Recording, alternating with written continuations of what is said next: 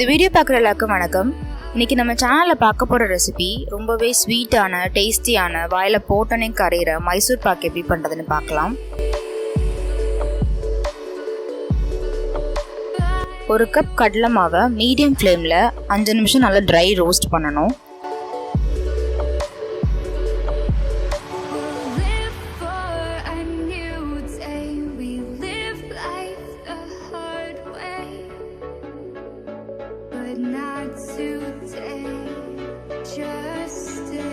Dry roast பண்ண கடலை மாவை நல்லா சலிச்சு எடுத்துக்கணும்.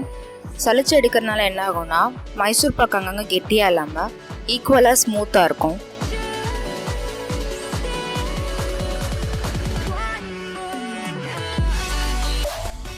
ஒரு கப் உருக்குன நெய்யை இந்த கடலை மாவோட மிக்ஸ் பண்ணி வச்சுக்கணும்.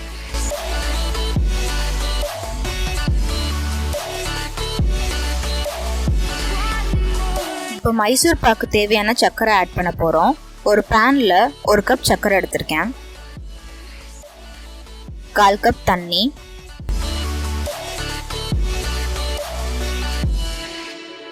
சர்க்கரை நல்லா கரைஞ்சதுக்கப்புறம் 5 நிமிஷம் நல்லா கொதிக்க விடணும்.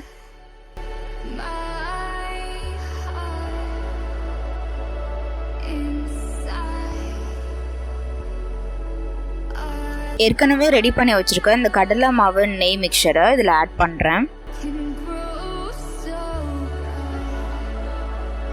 மைசூர் பாக்கு என்ன கரெக்டான ரேஷியோனா 1 கப் கடலை மாவு எடுத்திங்கன்னா 1 கப் சர்க்கரை, 1.5 கப் நெய்.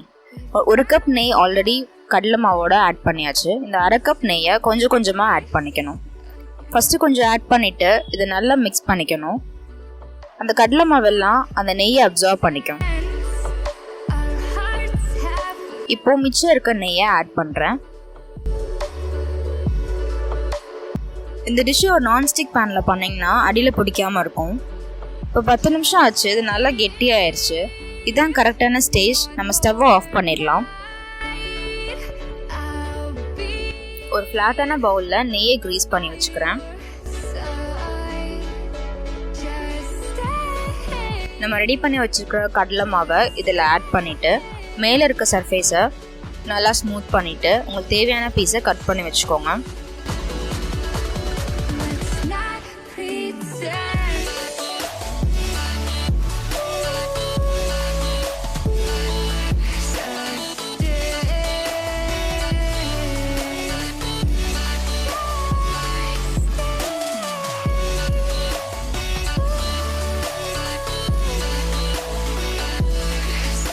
முப்பது நிமிஷம் கழிச்சு அது நல்லா செட் ஆனதும் அது ஒரு பிளேட்டில் ட்ரான்ஸ்ஃபர் பண்ணி லைட்டாக டேப் பண்ணிங்கன்னா பவுல் வந்து ஈஸியாக ரிமூவ் ஆயிரும்.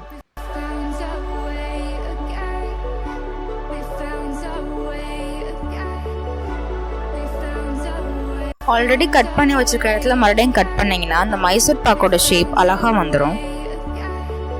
இந்த ரெசிபியை கண்டிப்பாக ட்ரை பண்ணி பாருங்கள் இந்த தீபாவளிக்கு. வீடியோ பிடிச்சிருந்தா லைக், கமெண்ட், ஷேர் பண்ணுங்கள். அண்ட் என் சேனலுக்கு சப்ஸ்கிரைப் பண்ணுங்கள். Thank you so much.